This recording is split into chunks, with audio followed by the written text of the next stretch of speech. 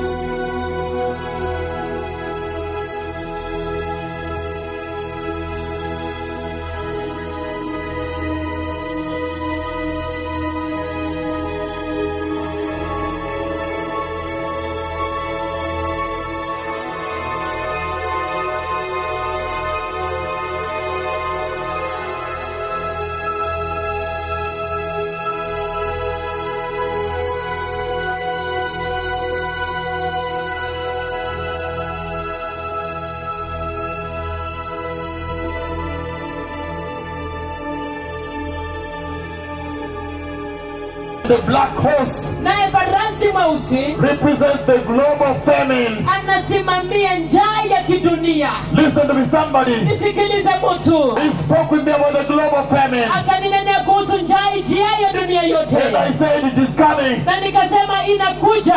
Even Kenya, watch out. Hata Kenya makinikeni. Why would God show me this? Ni kwa nini Bwana akanionyesha haya? Because time is Kwa over. sababu wakati umekwisha. The kingdom of God is near. Ufalme wa Mungu u karibu.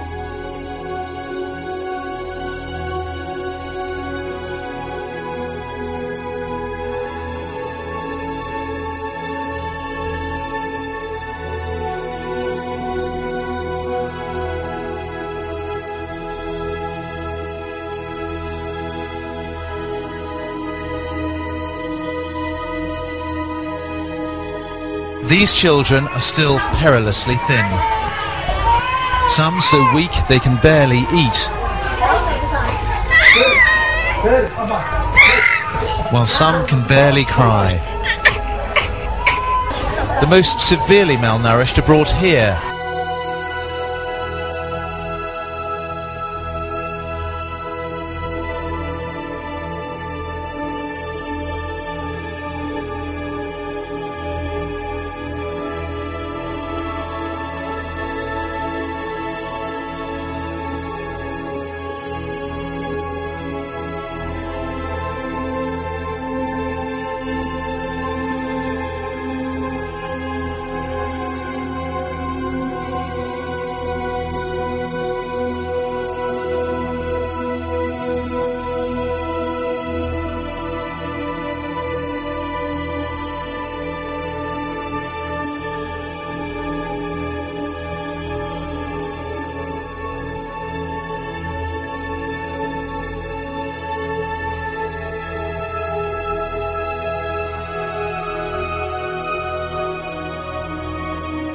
Word has spread fast in Somalia.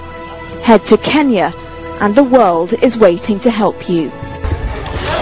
It's their first sight of real food for weeks. These refugees have just arrived from Somalia, and once they get a yellow wristband, they're entitled to immediate rations of flour, beans and cooking oil, enough to last them for a fortnight. They are, though, the fortunate few. Beyond this camp, whole swathes of Eastern Africa are now ravaged by drought and malnutrition. So the people here are getting some help at last, but the United Nations World Food Programme say they expect that 10 million others in this corner of Africa are going to need their help in the next few months. Those who haven't yet got their rations look on enviously. There are more people arriving here every day to escape Somalia's drought and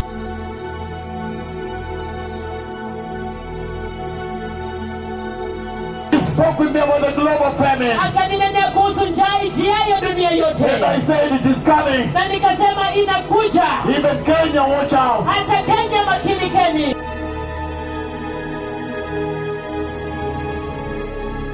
Across northeastern Kenya, the drought is claiming victims. Here, as in Somalia to the east and Ethiopia to the north, people are abandoning their livestock and moving to wherever they can find water. There's none here now. The food crisis is mostly caused by drought, but bad management is making things worse. This borehole used to support the entire district. The pump broke a month ago, and the government has been promising to fix it. Char is 2 years old. He's weak and malnourished. The number of children ravaged by hunger in this hospital has increased significantly over the last few months. The elderly and children, always the most vulnerable. Livestock carcasses literally dot many villages here. Cries of pain and desperation. For 75-year-old Nepurte Erait and her fellow villagers in the remote Turkana area of northern Kenya.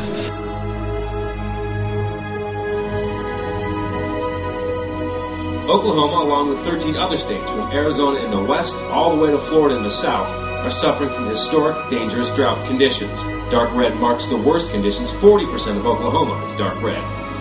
Normally, this time of year, Ted would be baling hay and renting his grazing land big enough for 800 cattle. But the drought that began back in October has cracked the earth and scorched his crop. That's where it's going back to green we have. Even if his ranch got rain now, most of the damage is done. With no relief on the horizon or in the forecast, the governor has asked her fellow Oklahomans to set aside a little time on Sunday and seek help from a higher power and pray for rain. China's Jiangsu province has often been prone to flooding, but this year it's facing the worst drought in 50 years. The Great Chinese Drought is continuing, and there's no end in sight. According to state media, the country's worst drought in half a century is affecting 35 million people in the central and eastern provinces of Hubei, Hunan, Anhui, Jiangxi and Jiangsu. Why would God show me this? Because time is over.